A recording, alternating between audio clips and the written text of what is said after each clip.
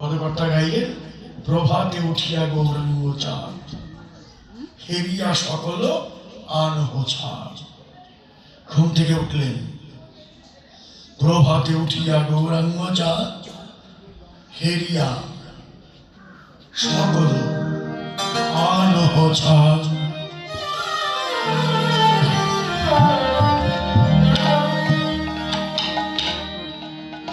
হেরিয়া সকল আনহ ছাড়বে। হেরিয়া সকল আনহ সদরে। বিপরীত দেখি সব বিপরীত দেখি, সকল বিপরীত দেখি সব বিপরীত দেখি। ভাবো ভাবো বেশভূষা বিপরীত দেখি, আরে ভাবো ভাবো বেশভূষা সব বিপরীত দেখি। ওরে ভাবো ভাবো বেশভূষা বিপরীত দেখি। গৌরের হাব ভাব বেশভূষা বিপরীত দেখি। ঢোলো ঢোলো নয়ন আরাধা ঘুমে। ঢোলো ঢোলো হরে গোদার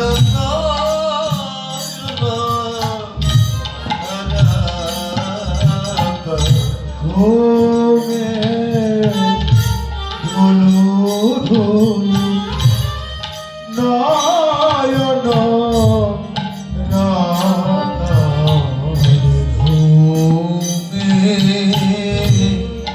ঢোলো ঢোলো গোরার নয়ন রাধা। ঢোলো ঢোলো আখি, আরে ঢোলো ঢোলো আখি। ঢোলো ঢোলো আখি, ঢোলো ঢোলো আখি।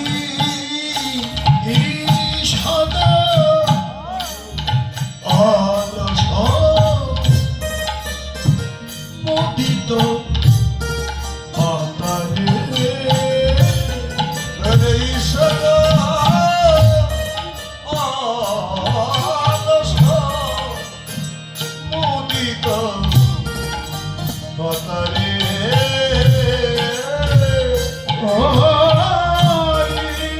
সদা অলস মুদিত পাতারে।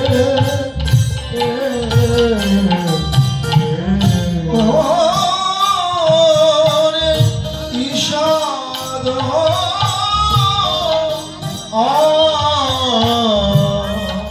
অলসে মোদিত পাতারে। অলস রস যায় না, অলস রস যায় না, অলস রস যায় না, অলস রস যায় না। ঘুমে ঢুলু ঢুলু আখি, অলস রস যায় না। ঘুমে ঢুলু ঢুলু আখি, অলস রস যায় না। ঘুমে ঢুলু ঢুলু আখি, অলস রস যায় না।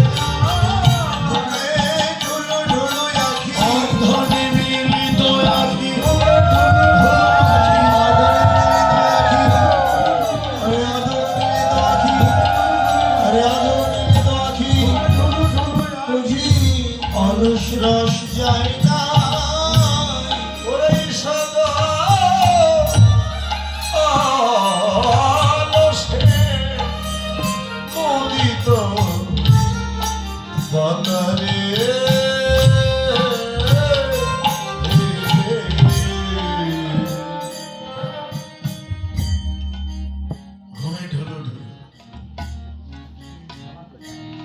একবার চক্ষু নয়ন মুদ্রিত করছে, আবার উন্মিলন করছে, মুদ্রিত উন্মিলন। আস্তে আস্তে এভাবে আমার গৌর হরির জাগরণ হচ্ছে। জেগে উঠেই হাব ভাব বেশভূষা সবই বিপরীত। যখনই তিনি উঠলেন জেগে উঠেই অলসতা কাটাবার জন্য অঙ্গলি মরায়া মোরায়ে তনু, অঙ্গলি মোরায়ে তনু, অঙ্গলি মোরায়ে তনু, অঙ্গলি মোরায়া তনু, জয়ছনে অতনু কনক ধনু, জয়ছনে অতনু কনক ধনু, জয়ছনে অতনু কনক ধনু, জয়ছনে অতনু কনক ধনু, তনু নয় ধনু রে, তনু নয় ধনু রে, তনু নয় ধনু রে, তনু নয় ধনু রে, অপ্রাকৃত মদনে,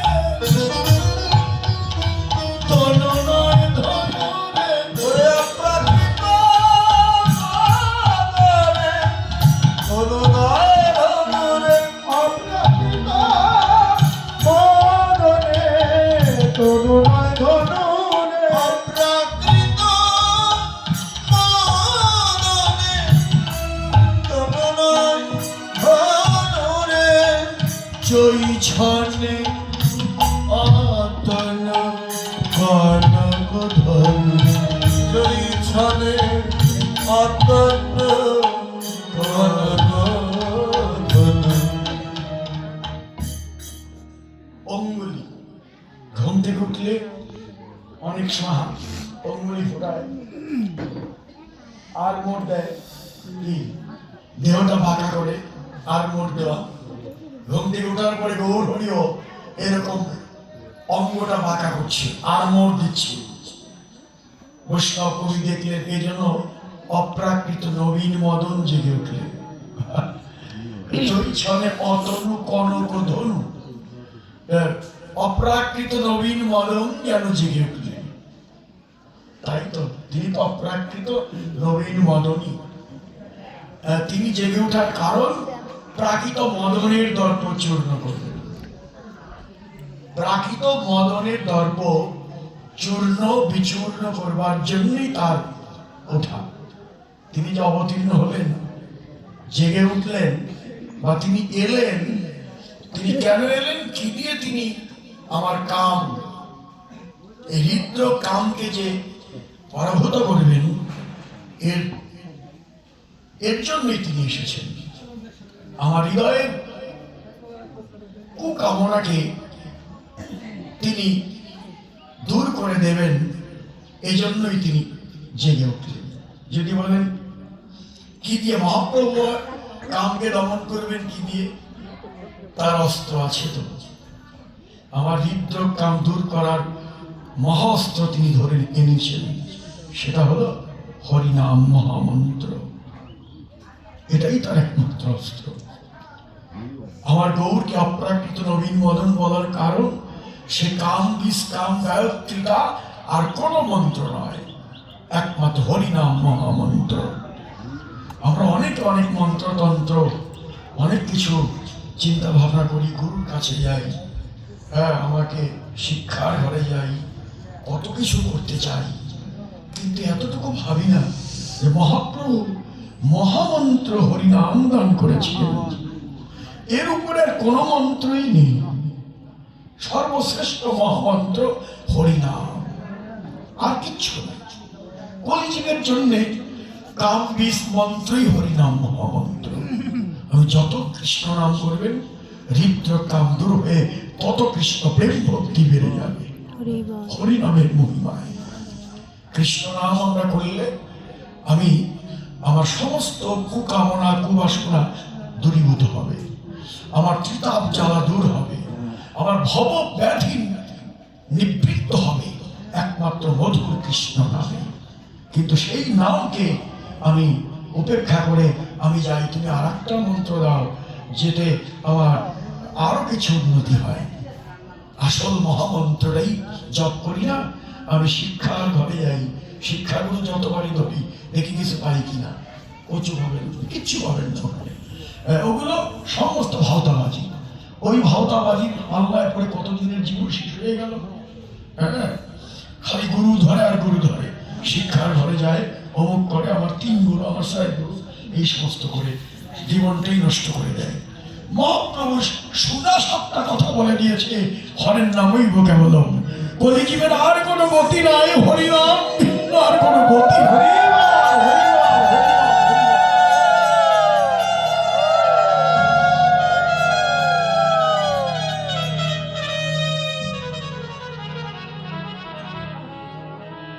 অপ্রাকৃত নবীন মদন জেগে উঠলেন, জৈছনে অতন কনক ধন। যখনই আমার গৌর জেগে উঠলেন তখন কি করলেন? আওল সকল ভগত, আওল সকল ভগত গণে, আওল সকল ভগত গণে, আওল সকল ভগত গণে, আওল সকল ভগত গণে, মিলিলা বিহানে হরষিত মনে, মিলিলা বিহানে হরষিত মনে, মিলিলা বিহানে হরষিত মনে, মিলিলা বিহানে হরষিত মনে, তাদের আনন্দ ধরে না, আনন্দ ধরে, তাদের আনন্দ ধরে না, তাদের আনন্দ ধরে না। প্রভাতে গৌর বদন দর্শন হবে বলে আনন্দ ধরে, প্রভাতে গৌর বদন দর্শন হবে বলে আনন্দ ধরে, প্রভাতে গৌর বদন দেখবে বলে আনন্দ ধরে, প্রভাতে গৌর বদন দেখবে বলে আনন্দ ধরে না। ভেঙেছে এলো, ভেঙেছে এলো, তারা ভেঙেছে এলো, নদী মাসি ভক্ত বৃন্দ ভেঙেছে এলো, আরে নদী মাসি ভক্ত বৃন্দ ভেঙেছে এলো, ও সেই নদী মাসি ভক্ত বৃন্দ ভেঙেছে এলো রে, ও সে নদেবাসী ভক্ত বৃন্দ ভেঙেছে এলো রে। ধেয়ে এলো, ভক্তরা ধেয়ে এলো, ধেয়ে মানে ধ্যান করতে করতে এলো। এই যেমন আপনারা এসেছেন, আপনারা এসেছেন তো ধ্যান করতে করতে এসেছেন। সকালবেলায় গৌর বদন দর্শন হবে, গৌরের কথা শ্রবণ হবে, গৌরের কথা শুনবো, গৌর ভক্তের দেখা হবে। সকালবেলায় ছুটে আসা নবদ্বীপের ভক্তদের ধারাই এটা। সকালবেলায় উঠেই অন্য কোনো কাজ তাদের বড় কাজ নয়, প্রথম কাজ গৌরের বদন দর্শন, এরপরে যার যার অন্যান্য কাজ। আগে গৌর চরণে নিজেকে সঁপে দেওয়া, গৌর তোমার চরণে দেহ মন প্রাণ সঁপে দিলাম, এরপরে গৌরের কৃপা নিয়ে অন্যান্য কাজে যাও। এটা আমাদেরও ভজনের ধারা, এটাই হওয়ার কথা। সকালবেলা উঠে অন্য কোথাও নয়, আজকে যখন নবদ্বীপ বৃন্দাবন পেয়েছি, চলো যাই। সকালবেলা উঠেই আমরা গৌরের চরণে তথা গৌর ভক্তের চরণে আমরা প্রণাম করি।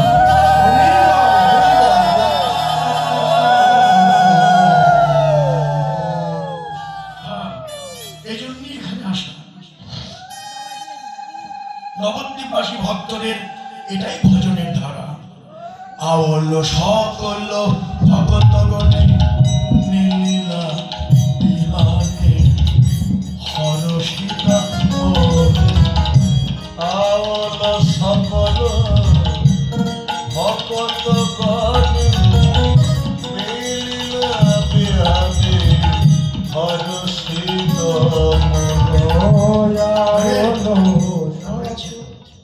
তাহলে সব ভক্তরা বিহান মানে কি? সকাল, বিহান বেলা। আগের যে ভাষাগুলো ছিল, এই বিহান, সকালবেলা বিহান হয়েছে। বিহান মানে সকাল হয়েছে। আওল সকলে, হ্যাঁ, মিলিলা বিহানে, বিহান মানে সকালে। সকালবেলা ভক্তরা হর্ষিত মানে আনন্দিত চিত্তে এসে সবাই একত্রিত হলেন। অন্তরে আনন্দ যে গৌরের কথা শুনব, আমরা গৌরের চরণে আত্মদান করব, এটাই আনন্দ। ভক্তরা আসলেন, যখন এলো ভক্তরা দেহে, এসে কি দেখলো? ওই তো গৌর বাড়ি। হ্যাঁ, গৌর এসেছেন। গৌরকে দেখে কি করলেন? মুখ পা খালি গৌরাঙ্গ হরি,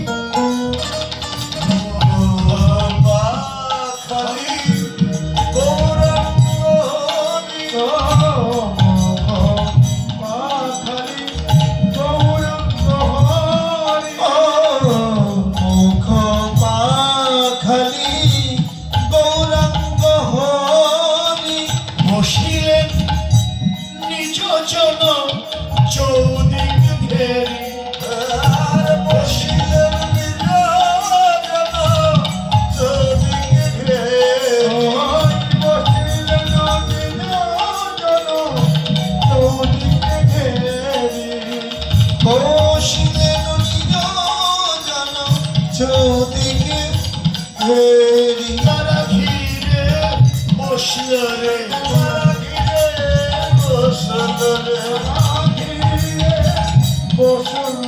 তারা ঘিরে বসল রে।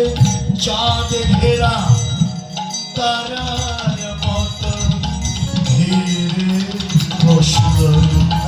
চাঁদ ঘেরা তারার মতো ঘিরে বসল। চাঁদ ঘেরা তারার মতো ঘিরে বসল। চাঁদ ঘেরা তারার মতো ঘিরে বসল। যেমনি বৃন্দাবনে বসেছিল, তেমনি ঘিরে বসল রে। বৃন্দাবনে বসেছিল, আর তেমনি ঘিরে বসল। ওই বৃন্দাবনে বসেছিল, যেমনি বৃন্দাবনে বসেছিল, রাধারানীর পাশে গিয়ে রাধারানীর পাশে গিয়ে, রাধারানীর পাশে গিয়ে বসিলেন নিজ জন চৌদিক ঘেরি। ভক্তরা গিয়ে, হ্যালো হ্যালো, জীবন করে একটু। ভক্তরা গিয়ে হাইদেন আর একটু। ভক্তরা গিয়ে কি করলেন? গৌরকে ঘিরে ধরলেন। চাঁদ ঘেরা তারা, যেমন চাঁদকে তারা ঘিরে থাকে, ঠিক তদ্রূপ ভক্তরা চাঁদ ঘেরা তারার মতো গৌরকে ঘিরে ধরলেন। ভক্তরা কি বলতে লাগলেন? এই তো গৌর আমার দিকে তাকিয়েছে। এদিক থেকে বলে গৌর আমার দিকেই তাকিয়ে আছে। আবার এদিক থেকে বলে না না, গৌর তো আমার দিকেই তাকিয়ে আছে। এদিক থেকে বলে গৌর আমার দিকেই তাকিয়ে আছে। ওদিক থেকে বলে গৌর আমার দিকেই তাকিয়ে আছে। হ্যাঁ, এই যে অপূর্ব লীলা, যেমন বৃন্দাবনেও এটা হয়েছিল। বৃন্দাবনের রাসে কি হয়েছিল? প্রতি গোপীর পাশে কৃষ্ণ গিয়ে দাঁড়িয়েছিল, প্রতি গোপীর পাশেই কৃষ্ণ। হ্যাঁ, অঙ্গনা মঙ্গনা মন্তরা মাধবম। এই যে রাসে যে কীর্তন হবে, দেখবেন এখানে পদগুলো হয়তো হবে যে অঙ্গনা মঙ্গনা মন্তরা মাধবম। অঙ্গনা মঙ্গনা মানে দুই দুই গোপী, মাঝে এক কৃষ্ণ। মন্তরা মাধবম। আবার বলছে মাধবম মাধবম চন্তরে না অঙ্গনা। আবার দুই দুই কৃষ্ণ, এক এক গোপী। এ হলো মধুর মিলন, নীলমঙ্গল ঠাকুরের দর্শন। নিজের চোখ যখন অন্ধ করে দিলেন, ভগবান তাকে দর্শন দিলেন, নয়ন দিলেন। ওই নয়নে মহারাসের মিলন দর্শন করলেন। দুই দুই গোপী, মাঝে এক কৃষ্ণ। আবার দুই দুই কৃষ্ণ, মাঝে এক গোপী। এমনি করে গোপী কৃষ্ণের মিলন যেমন হয়েছে, আজকে নবদ্বীপেও যেন প্রতি ভক্তের দর্শন যে গৌর আমার কাছে, গৌর আমার দিকে তাকিয়ে। এই যে বিলাস, বৃন্দাবনের যে লীলাটি নবদ্বীপে যেন হচ্ছে।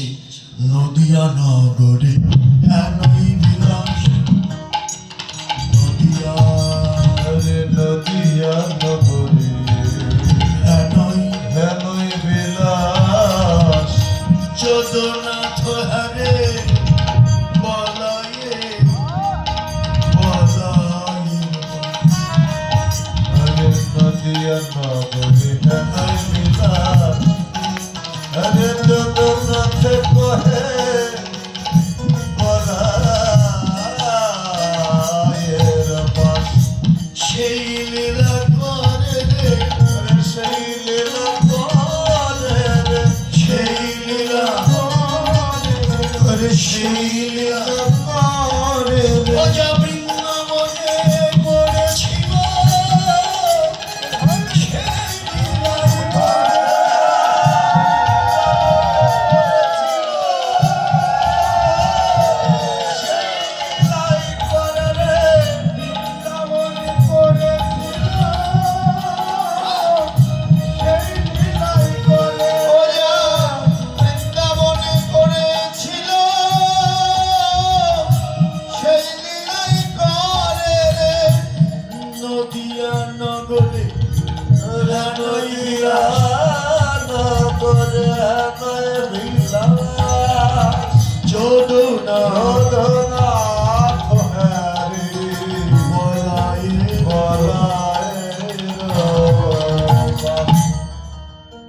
এই মধুর লীলা বৈষ্ণব কবি যদুনাথ তিনি বললেন, বলাইয়ের পাশে দাঁড়িয়ে তিনি দেখছেন।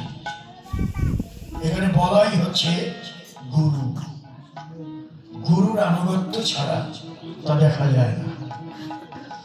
বৈষ্ণব কবিও তিনিও দেখলেন বলাই মানে গুরুর পাশে দাঁড়িয়ে বা গুরুর আনুগত্য নিয়ে, গুরু কৃপা নিয়ে তিনি সেই লীলা দর্শন করবার ভাগ্য পেলেন। আমাদের জানিয়ে দিলেন, দেখতে চাও তাহলে গুরু কৃপা অবশ্যম্ভাবী হবে। তোমাকে গুরু কৃপা লাভ করতেই হবে। গুরু কৃপা ছাড়া সে লীলা দর্শন হবে না। এ বৈষ্ণবগণ, আমারও দীনতা, আমিও চাই সেই লীলা দর্শন করতে। কবে আমার ভাগ্যে কবে হবে, আমার ভাগ্যে কবে হবে, বলো বলো আমার ভাগ্যে কবে হবে। আরে বলো বলো আমার ভাগ্যে কবে হবে। আমি দেখব গৌরেই রাধা গোবিন্দ লীলা। আমার ভাগ্যে কবে বা হবে। আরে দেখবো গৌরী রাধা, আরে রাধা গোবিন্দ লীলা।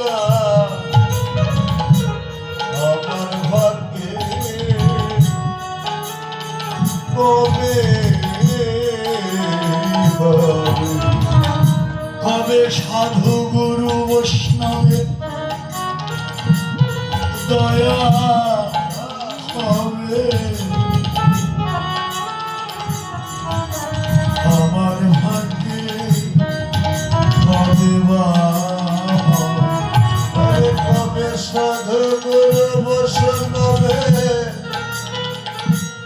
আরে দয়া হবে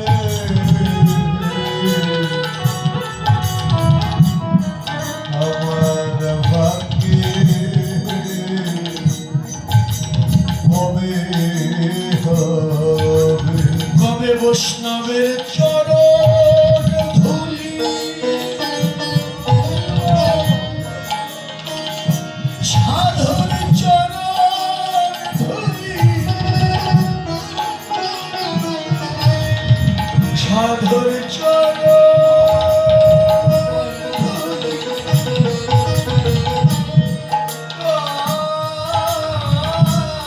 লাগিবে আমার এমন ভাগ্য